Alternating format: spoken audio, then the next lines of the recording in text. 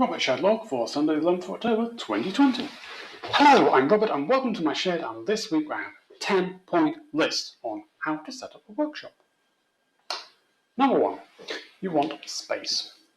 Doesn't matter if it's a couple of square feet in the back of a cupboard or if it's an entire aircraft hangar that you're repurposing.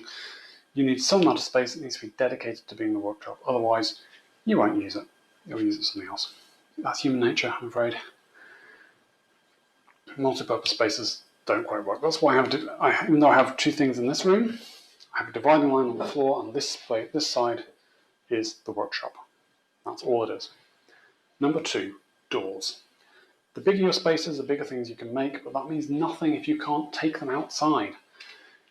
I have a standard house door in my workshop so that when I build something, I know I can get it through a standard door.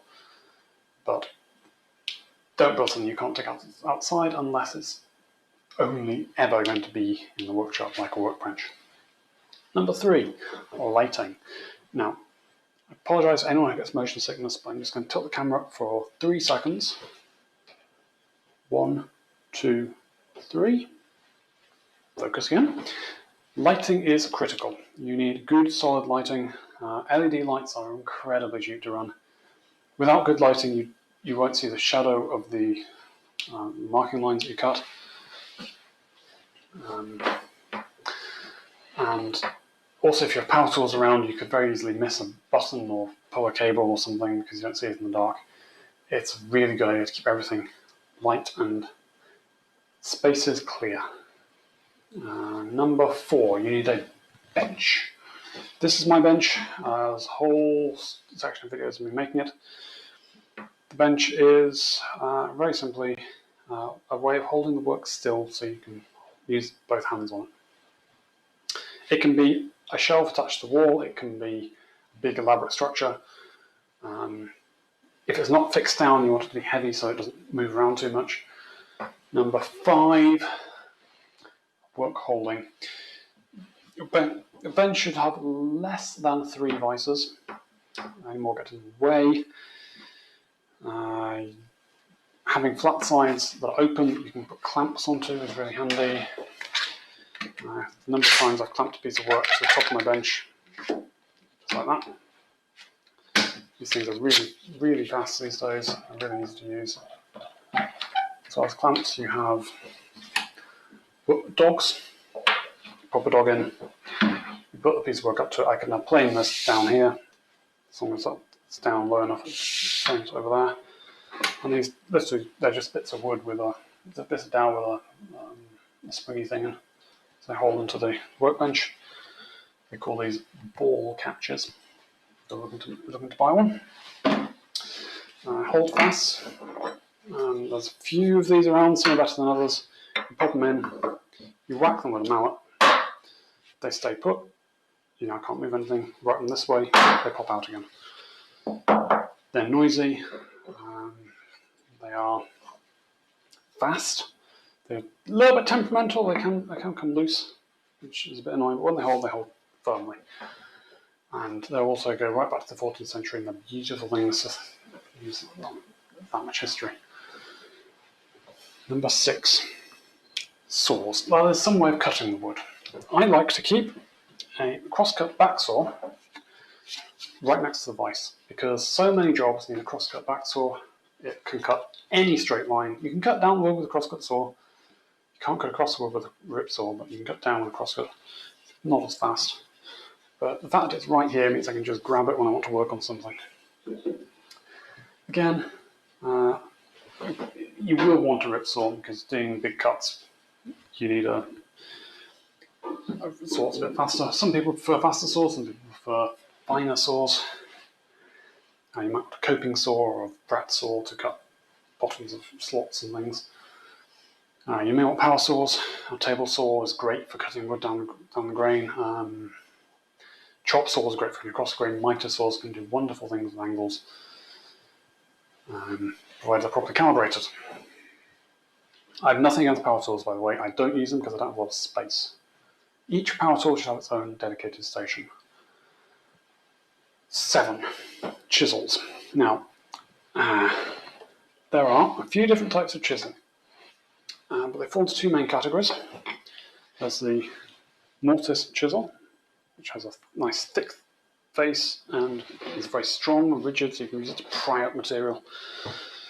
And there's the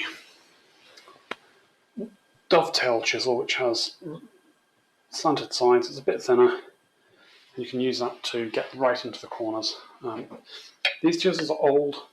They're rusting a bit, but they're still perfectly serviceable. They don't have to be new and pretty.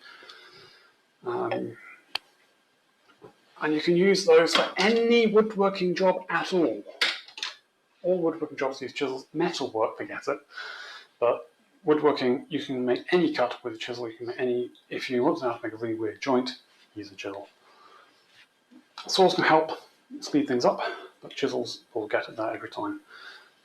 What you don't want to do is smooth out an entire piece of wood with a chisel, because you'll never keep it level. So number 8, planes. Planes, if you're using power tools, you probably want an orbital sander, but you want some planes. This is my number 4 smoothing plane. Not in great condition. You've probably seen my recent videos. I've been doing a lot of work with the plough plane, which cuts grooves. If you don't, again, you don't need the plane if you've got the power tool. The power tool for a groove making device is a table router or table saw or a hand router with a jig. There's a few options there. But you want to be able to make wood smooth, and you want to be able to cut obscure cuts. Fixed depth work, one of these helps. I'll get a slightly bigger one than this. This is a, what do you call this now? It's called an old woman's tooth, if you're being rude. But it has a proper name, which I'll probably put in the comments. Or the description, sorry. So, number 9, power tools. Now, I've already spoken about power tools already, but yeah, each power tool should have its own station. You want the cabling out of the way, and you want to make sure everything is powered down when not in use. I once worked in a workshop where there was an emergency stop button on the wall, so that there's lots of power tools, and if anyone got into trouble, someone just hit that button, everything turned off.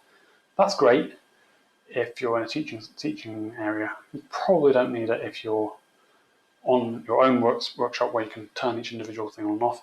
But do make sure someone knows where you are, and there's a way to get help if you need it, because if you suddenly cut something you don't want to, you may not be able to go and get help, which is scary, because power tools are dangerous when used improperly. Know what you're doing, basically. Take responsibility for your own actions. I'm not advocating doing anything unsafe, but it's your responsibility to be safe. And number 10, the most important thing of all, a kettle. I thought what to put at the end of this list, and I thought, well, actually, kettle is the thing I use most often in this workshop. I often will sit here, not knowing quite what to do, and the first thing I do is put the kettle on, get a cup of tea, and that's wonderful. I mean, I could give you a few other tips. This kettle is mostly here because of the sink that's here, and the sink is here because of the sharpening station that's under this cloth to keep it dust-free. That sharpening station is right next to the device, so I can sharpen things. That's a nice piece of setup.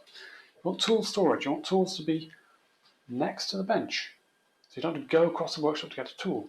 You want it to be open and arrayed, so you can pick up what you need and start using it straight away. It's about keeping everything accessible.